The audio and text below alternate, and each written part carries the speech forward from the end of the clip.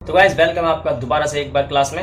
आज हम बात करेंगे आईटीआई, दिल्ली आईटीआई, जो कि 2024 का जो सत्र है, जो सेशन है, वो चालू हो चुका है। Department of the training and technical education, government of NCT of Delhi. ठीक है, तो ये 20 तारीख को चालू हुआ है। मैं एक दिन बाद वीडियो इसकी बना रहा हूँ। तो चलिए बात करते हैं इसके लिए कौन एलिजिबल है, क्या डॉक्यूमेंट है और क्या कुछ रिक्वायरमेंट है इसकी।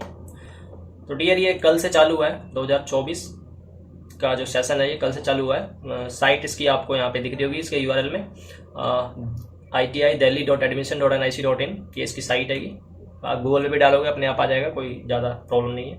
चलिए बात कर लेते हैं इसके लिए कौन कौन एलिजिबल है, डॉक्यूमेंट क्या क्या चाहिए। तो सबसे पहले स्कैन, जो डॉक्यूमेंट की बात करी गई है, यहाँ पे डॉक्यूमेंट के बारे में पढ़ लेते हैं।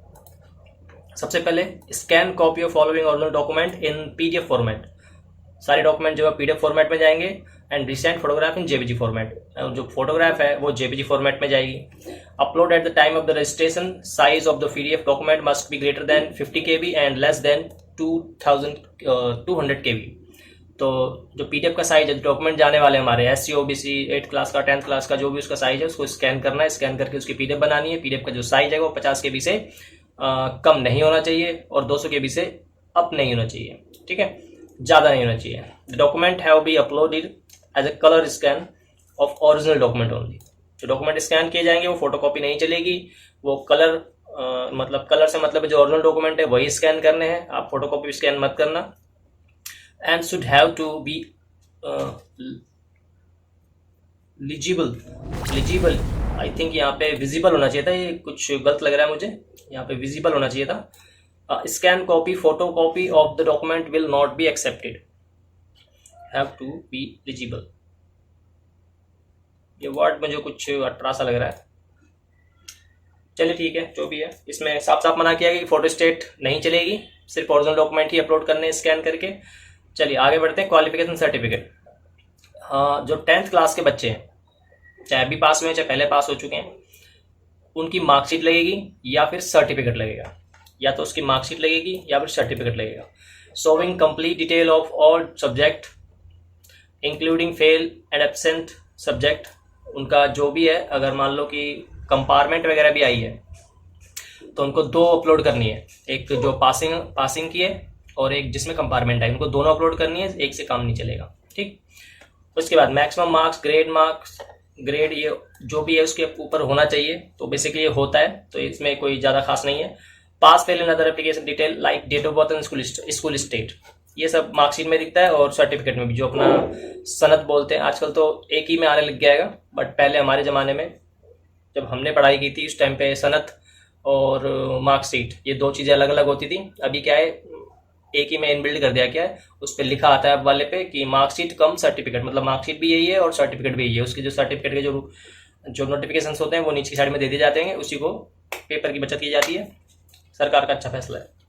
चलिए, अच्छा 10th वाले भी कर सकते हैं इसको और 8वीं क्लास वाले भी कर सकते हैं इसको। ठीक है, सेम चीज़ है जैसे 10th क्लास के लिए ये सब चीज़ें दी गई होंगी कि उसमें सब कुछ सब्जेक्ट वगैरह, ग्रेड वगैरह, एब्सेंट, प्रेजेंट, ये सब दिखना चाहिए, तो उसको तो ही वो मान्य होगा। तो ऐसे ही 8वीं क्लास के लिए भी ये सब दिया गया है। Marksheet showing complete detail of the all subject including fail and absent subject, maximum mark, grade marks obtained, conversion factor for grades, fail, pass and other application detail. If 8th class marks are not filled by candidate, then his/her 8th class rank would be repaired based on 10th class marks. ठीक है, category की बात कर लेते हैं। Category के लिए आपको अगर डालना है तो आप SC ST OBC और नॉन क्रीमी लेयर का ही चलेगा। OBC का ये भी ध्यान रखना, नॉन क्रीमी लेयर आपका एक OBC के ऊपर लिखा रहता है, बाकी SC OBC में, SC ST में इसकी और EWS में इसकी कोई जरूरत नहीं है। लेकिन अगर आप OBC का सर्टिफिकेट ला रहे हो तो उसमें नॉन क्रीमी लेयर का एक ऑप्शन होता है, वो होना चाहिए। ठीक है, सर्टिफिकेट इन पीडीएफ फॉर्मेट, सब के सब जाएंगे अपने पीडीएफ फॉर्मेट में अपलोड करने हैं और ओरिजिनल अपलोड करने हैं, फोटोकॉपी नहीं चलेगी। सब कैटेगरी, जैसे आप दिव्यांग हो, NCC का क्रेडिट है, या माइनॉरिटी में आते हो, या किसी स्टाफ के बंदे हो, स्टाफ से मतलब कहीं सरकारी काम में हो, गवर्नमेंट एम्प्लॉय हो, ये सब अगर आपके पास कैटेगरी है तो आप इसका भी एक तरह से रेफरेंस के तौर पे यूज कर सकते हो। ठीक, certificate from the Delhi government registered orphanage, orphanage का मतलब जैसे अनाथ वगैरह के हैं वो लोग भी इसे एक स्पेशल कैटेगरी बना के जिसे सब कैटेगरी में काउंट किया जाएगा, तो वो लोग भी इसे अप्लाई कर सकते हैं और थोड़ा सा बेनिफिट ले सकते हैं। इसके बाद आते हैं सर फोटो की बात की तो चलो डॉक्यूमेंट हो गए सारे के सारे। अब ये video regarding both school and residence candidate located in rural area of Delhi, जो गांव वाले एरिया हैं अभी भी दिल्ली के, वहां से जिन लोगों ने पढ़ाई करी है, ये कुछ सर्टिफिकेट है, वीडियो कोई सर्टिफिकेट होता है, उसको भी आप इसमें अगर आपको स्पेशल कैटेगरी लेनी है तो वहां से भी आप इसे उससे भी दे के और अप्लाई कर सकते हो। कुछ स्पेशल दे रखा होगा फॉर्म के अंदर, वहाँ वीडियो का एक ऑप्शन होगा, वहाँ पे अगर आप इस कैटेगरी से आते हो, इस कैटेगरी से आपने पढ़ाई करी है, तो आप इसको ऑप्शन को यस करके और इस सर्टिफिकेट को अपलोड कर सकते हो अगर आपके पास है तो। ठीक है, अब फोटो की बात कर लेते हैं। फोटो तो scan image of the colour photograph in JPG format needs to be uploaded. Size of the photo image must be greater than 20 KB and less than 50 KB. 20 KB से कम नहीं होना चाहिए और 50 KB से above नहीं होना चाहिए। फॉर्मेट जाएगा JPG। Dimension of the photograph image should be 5.5 centimeter and width should be 7.5 mm और centimeter. Sorry, 5.5 centimeters की width है और 7.5 centimeters की height है। ठीक, only the photograph should be clear, show face of the candidate in center and both ears should be clearly seen. जो उसका face हैगा वो फोटो के सेंटर में होना चाहिए और उसके जो दोनों कान हैंगे वो साफ साफ दोनों के दोनों बराबर दिखाई देने चाहिए। ये कुछ ऐसे सेल्फी वेल्फी टेढ़ी मेढ़ी ये सब एलिजिबल नहीं है। ठीक है, no mask cap etcetera should be वॉट इन द फोटोग्राफ। कोई कैप नहीं चलेगी, कोई मास्क नहीं चलेगा और कुछ ऐसा सिंबल नहीं चलेगा जो कि जरूरी नहीं है, तो उस तरीके की फोटो मानी जाएगी। ठीक है, अच्छा इसका फीस का जो रजिस्ट्रेशन फीस है वो सबके लिए बराबर है, इसमें कोई SC OBC ST का कोई चक्कर नहीं है। जो SC OBC इसका जो बेनिफिट मिलेगा वो आपको जब रजिस्ट्रेशन के बाद जब आपका नंबर आ जाएगा, आप काउंसलिंग कर लोगे, आपका किसी इंस्टीट्यूट में दाखिला होना होगा जब, और जब उसकी फीस ली जाएगी वहां पे आपको कंसेशन मिलेगा। फिलहाल रजिस्ट्रेशन फीस में कोई कंसेशन नहीं है। ठीक है, 200 रुपये सबकी रजिस्ट्रेशन फीस हैगी, ये आप ऑनलाइन पे कर सकते हो, डेबिट कार्ड क्रेडिट कार्ड या UPI के थ्रू। आप जब साइट पे जाओगे भरोगे तो वहाँ पे ऑप्शन आएगा, तो इस तरीके से आप इस फॉर्म को फिल कर सकते हो।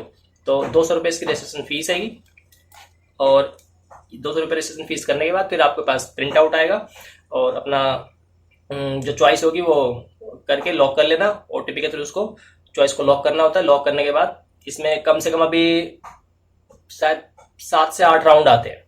ठीक है, बट नॉर्मल बताऊं तो ये आपका 4 से 5 राउंड में क्लियर हो जाता है किसका एडमिशन होने वाला है, किसका एडमिशन नहीं होने वाला है।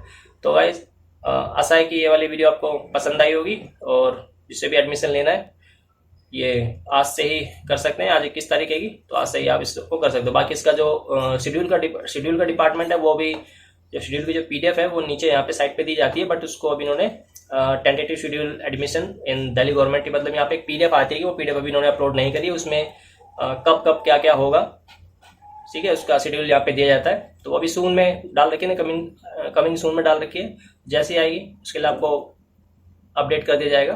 तो मिलते हैं अगली क्लास में एक और इन्फॉर्मेशन के साथ, तब तक के लिए धन्यवाद।